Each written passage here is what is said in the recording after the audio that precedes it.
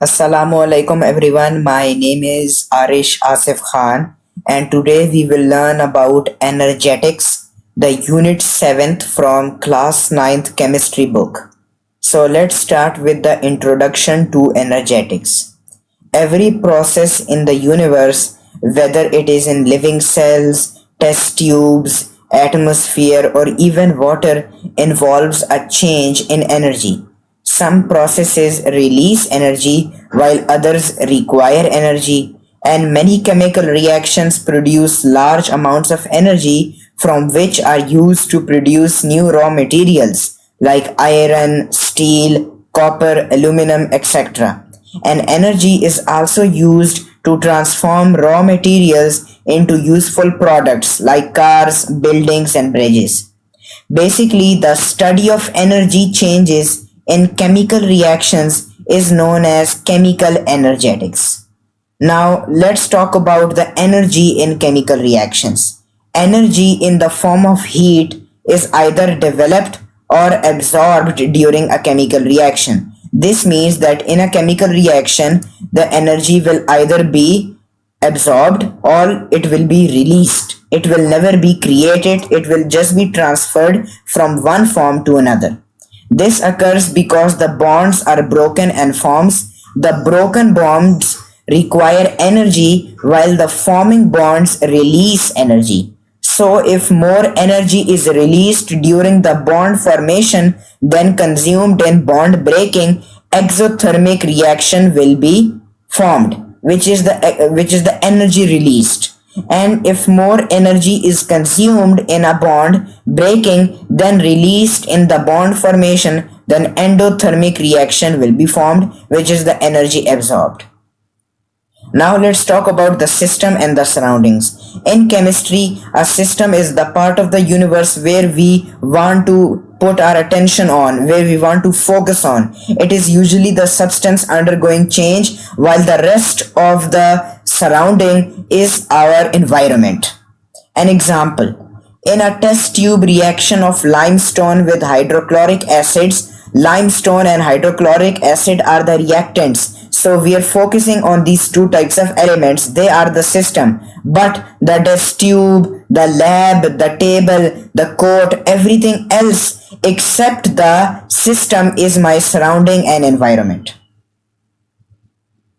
Now, thermochemical reactions. When a chemical change occurs, energy is exchanged between the system and the surroundings. This is called a thermochemical reaction. A balanced chemical equation with heat change is called a thermochemical equation. And the field of chemistry which studies heat energy changes is known as thermochemistry. Now here is an example. We have carbon, which is a solid, and oxygen with two atomic molecules, which is a gas. When they both combine, these are reactants, they form a new product, which is CO2 gas. So when this new product is formed, how much heat is gained or lost in this equation? As you can see, we are having the value of the change in heat energy, which is negative 393.5 kilojoules. When the sign is negative, this means that the heat is being lost. So this carbon and oxygen is an example of an exothermic reaction. The released heat is also known as the evoluted heat or the evolution. But when the heat is gained, then it is an endothermic reaction.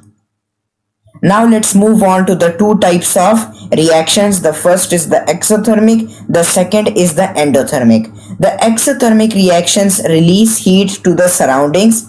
In such reactions, the system loses energy, and these reactions often involve combustion or oxidation processes. Here are some examples. For example, we have four atomic molecules of hydrogen, and it is a gas, and it's gonna combine with oxygen's two atomic molecules, which is also a gas. So when these both reactants combine, they're gonna produce a new product, which is 2H2O. Or as you can see that the heat which is being lost is negative 571.6 kilojoules. This means that this chemical equation is an example of an exothermic reaction.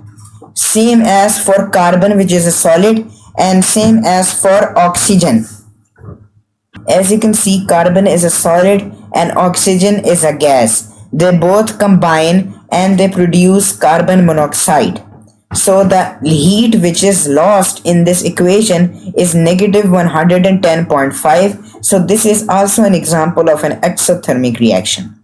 Now we have endothermic reactions. Endothermic reactions absorb heat from the surroundings. In such reactions, the system gains energy. Now we have some examples here. For example, we have hydrogen and then we have iodine. These both reactants combine to produce a new product. So the heat gained in this chemical equation was positive 53 kilojoules. So this is an example of an endothermic reaction. Same as for CH4, which is combining with H2O, which is water. So when these both combine, they produce a new product, and the heat gained in this chemical equation, in this thermochemical equation, is positive 131.4 kilojoules. Now here is a concept assessment of exercise. We need to classify the following processes as exothermic or endothermic. So the first process is the freezing of water. Water is basically a liquid and we need to turn it into the solid form. So will we heat water or we will freeze water? If you said we will freeze water, then you are correct. Why? Because we are converting the liquid into a solid state. So it will need to be freezed instead of being heated, and it will lose heat instead of gaining heat. So freezing of water is an example of an exothermic reaction. Then we have the combustion of methane. Methane is a type of gas and the combustion stands for the breakdown of methane. Now if I want to break down methane into much smaller compounds, then you will need heat. So methane needs heat. So it will lose heat because methane already has heat, and combustion is the process of heating a compound. So this will also be an example of an exothermic reaction. Then we have the sublimation of dry ice. What does sublimation mean? Sublimation means changing a solid state to a gaseous state in an instant. So for example, we have dry ice and we need to sublimate it.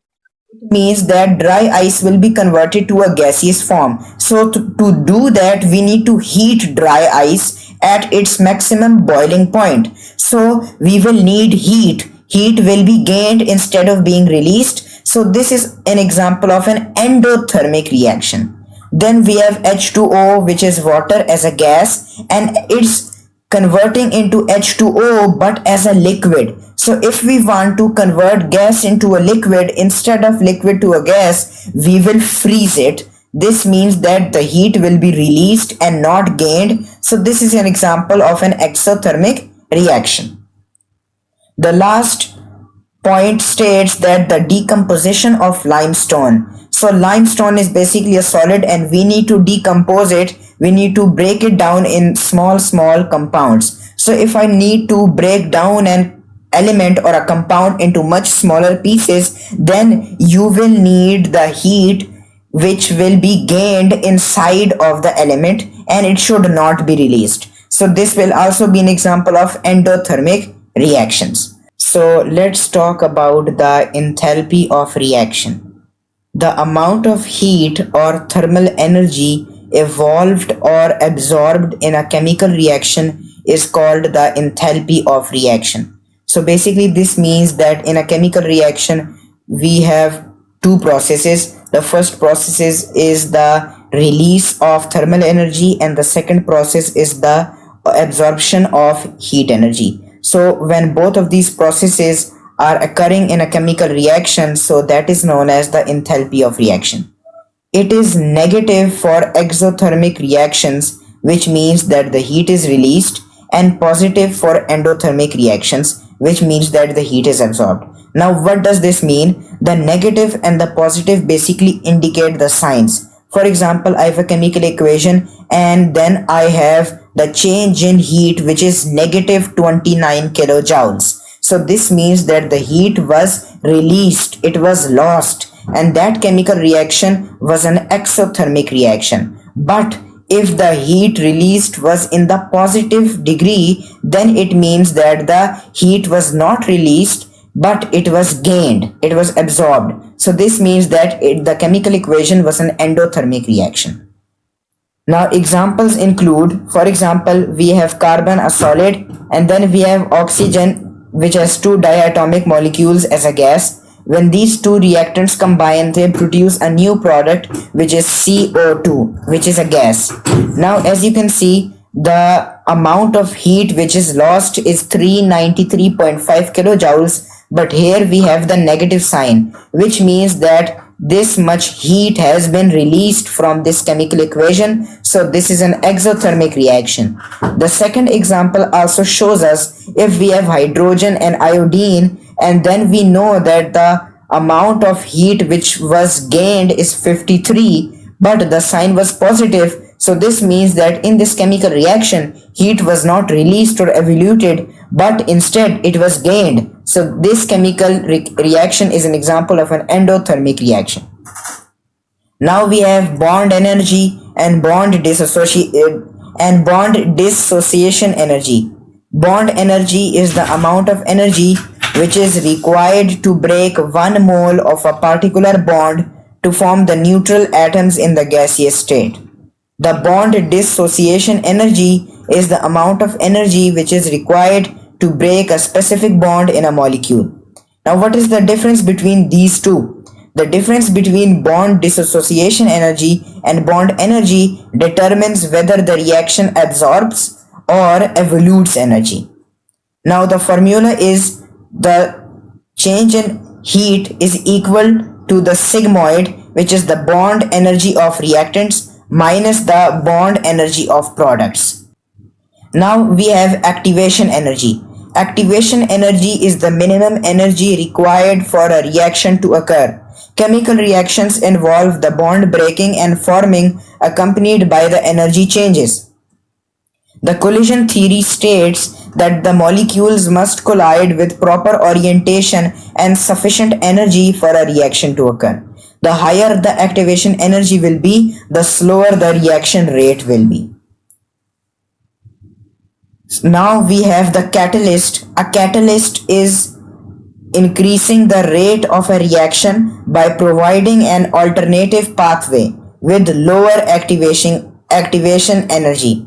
It remains chemically unchanged after the reaction, and in the industry, catalysts help maximize production and avoid high temperatures that may decompose reactants. Enzymes or proteins are biological catalysts that speed up the biochemical reactions. Respiration.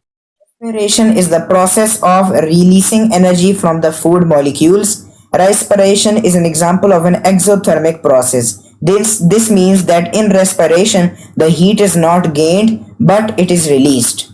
Now we have two types of respiration. The first is aerobic respiration and the second is anaerobic respiration. In aerobic respiration, oxygen is required, like glucose will be added with oxygen. These are the reactants. They form carbon dioxide with water and energy. So this is an example of aerobic respiration. But in anaerobic respiration, glucose will be converted directly to lactic acid with energy, and glucose will not be combined with oxygen because it is an anaerobic respiration in which no oxygen is required. So the aerobic respiration releases more energy than the anaerobic respiration, and the lipids, which are the fatty substances, can also be used for energy during exercise when glucose is low. So let's talk about the key points that we learned from this lecture. We learned that energy changes in chemical reactions. This study is known as chemical energetics. Exothermic reactions are where the heat is released. This means where the change of heat is negative. And the endothermic reactions are where the heat is absorbed, which basically means where the heat sign is positive. Then we learned about bond energies and how they help determine if a reaction absorbs or releases heat. We learned about the activation energy and how it affects the reaction rate. We talked about catalyst and how they lower activation energy and remain unchanged. And we learned that respiration is an exothermic process vital for living organism. I hope you guys liked my lecture. If you did, make sure to subscribe to my channel and hit the bell icon so you can never miss a future lecture. Thank you.